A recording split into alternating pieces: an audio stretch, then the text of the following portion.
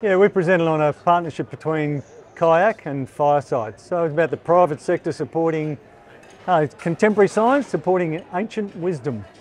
So we know country needs frequent low intensity fire. The work that we've done, that Firesight's brought to this partnership, is demonstrating that in an easy to interpret and intuitive way. You can see that when you apply fire regularly at low intensity, it reduces risk. I represent the 60,000 years of traditional occupation of the land and what Aboriginal people can contribute today to a landscape that's been dramatically altered from a traditional burn regime since the 200 years of colonisation.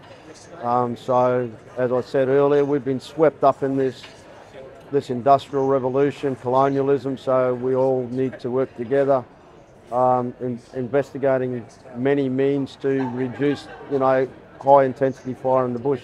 Firstly, it is essential. Neither can do it alone.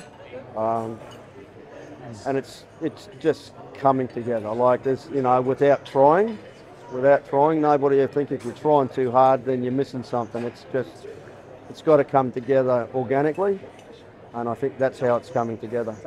Frequent use of low intensity fire that Aboriginal people had for thousands of years maintained a landscape that was far less combustible. We've actually overseen a change in the landscape through not being involved. Getting back involved with the landscape is so important with country. Managing the landscape reduces risk and it reduces costs. Responding to fires is enormously expensive.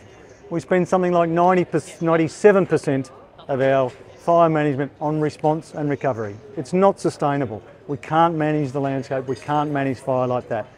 This is the solution. It's there in front of us. We know that. We need to address that balance of investment back into prevention and preparedness. That's what cultural land management practices is about.